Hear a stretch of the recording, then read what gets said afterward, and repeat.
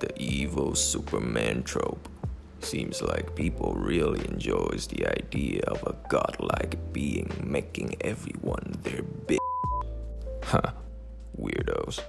That trope has been popularized in today's media through mainly these two characters, the Homelander and Omni-Man, the man-child of the century versus the peak of testosterone in history. Tell me, what do these two have in common? Godlike power in their respective verse? Check. Having a superhero team or organization of superhuman that goes up against them? Check. Clapping the cheeks of one of the important women in the protagonist's life? Check.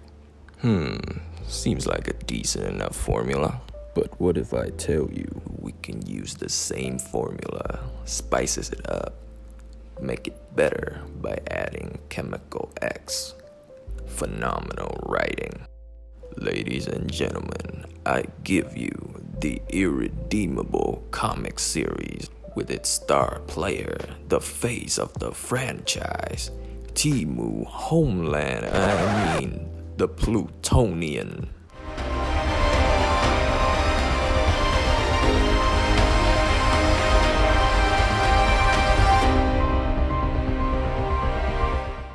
So, Irredeemable is an American comic book series written by Mark Waid and published by Boom. A little bit about the Boom Publishing Studio. On the Screen Rant post of their top 10 best-selling comic of all time, the Irredeemable series is not on that list. Huh? And since that series writing is one of the best I've seen in a comic book for a long while, this would mean that the comic on this list must be some godlike stuff. Let's see what we got. Magic the Gathering issue 1, Bzik issue 2. I think it's supposed to be Berserker, but I'ma stick to my way of saying things how they are presented. We also got House of Slaughter issue 1, Bzik issue 1, alright. Bzik issue 1 again? What? Oh, so they're like normal version and a foil version of the first issue, and these count as different comics according to this list. Oh hey, Keanu helped write the story for this series. No wonder the character looks so familiar. Next up, we got House of Slaughter issue 1. Again, the normal version this time. Can't help but notice this list is lacking in variety. But hey, at least first plays look kinda cute.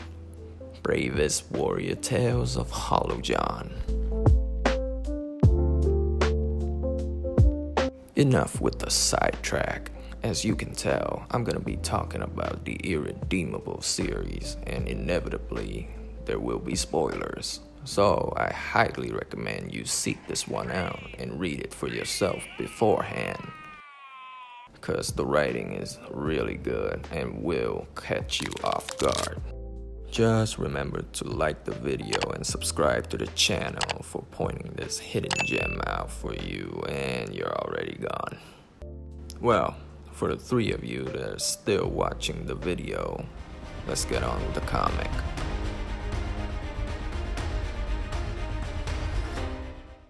We started off with this Robin-looking dude rushing into his daughter's bedroom, start babbling and rushing how they needed to go, grabbed her, get to his wife, and start making her leave everything behind, the house, the car, the cash, everything, and that someone has known his identity and his family whereabouts.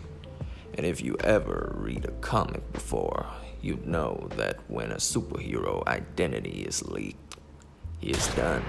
Pack your bags, it's time to leave the game. Move to another country, live under a different name. Unfortunately, his wife and baby boy only got to the front door before they got that deep-fried tan special treatment. R.I.P. The four-man squad just went down to a duel. It's just him and his daughter now. And they go into this basement cave, kinda like that one superhero. But it's too late now. My man got grabbed by his leg like one of Jason Voorhees' victims. And he knows it's GG for him, so he pleaded for his daughter's life. And to my surprise, this Boy Scout-looking Superman complies. But not before he scars this little girl for the rest of her life by burning her father right in front of her and basically saying, "I'm gonna get away with it," and just leaves. Devious work. R.I.P. rip-off Batman. But hey, your daughter is an orphan now, so there are chances she might meet the real Batman, become another Robin for that irresponsible Cape Crusader. We then skip forward to 1 week later, and the Plutonian is saving a stadium full of people from a nuclear detonation. And I'm like, damn, this guy really went back to being a superhero after massacring an entire family. But no, we're just viewing the memories of the Plutonian sidekick. The kid name is Sam Sara. He got this big gem on his forehead, and he's Indian. Now I don't want to assume stereotype, but that has to be on purpose. Those are wild time back then for comic books. Anyway, his former teammates want to find out what happened to the Plutonian, what makes him snap like a twig. And Sam is looking tired. The team keep pushing him on. You think this is a fucking game? Talk, goddammit! Then it was revealed, the horrible truth. The kid got lobotomized by the Plutonian to make sure he stays quiet, to make sure he doesn't remember anything anymore. Oh, and also the kid is apparently immortal, so he just go back to sleep. In his grave, like, I'm shook. Why are they leaving him out here? Huh? Can't they bring his coffin back to their base or something? They don't even consider bringing him with them in case they figured out how to recover his memory. They just wake him up, force him to play 20 questions, and like, alright bro, go back to sleep. Enjoy your dirt nap, Sam. And this is child abuse. This is worse than Batman treatment. You deserve to be in a better team, my guy. R.I.P. to Sam. So now, they got nothing. No way to figure out why the Plutonian decided to pull an Anakin and turn himself to the dark side. So they start brainstorming, coming up with questions like who he actually is, what are the limits of his power, who else has the Plutonian come in contact with, so they could question them. One of the female members said he mentioned a girlfriend once. And keep this in mind. Why does this female member knows about the Plutonian love life while everyone else doesn't even know his real name? And speaks of the devil, the Plutonian showed up, start giving them the Homelander treatment. Luckily, they have quantum jumpers, which are just fancy words for teleportation devices, and skedaddle out there in the nick of time with no casualties. Not yet, anyway. So now should be a good time for me to introduce the team. This ragtag group of superhuman. We got Sam, who I just talked about, the twins from Teen Titan, but with only half their faces. A black character with lightning power, number 34. A dude with wings, because every superhero team apparently need one of them, even though more than half the team can fly. A guy clearly inspired by Doctor Who named Cubit.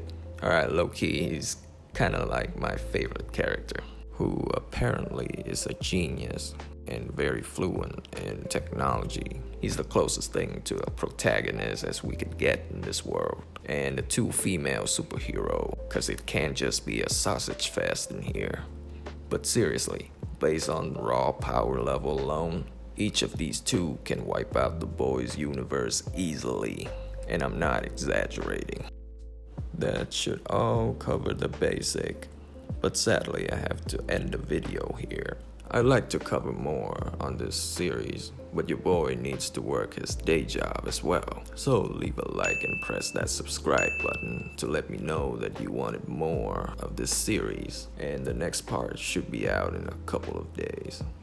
Thank you all so much for watching, and I might see you next time.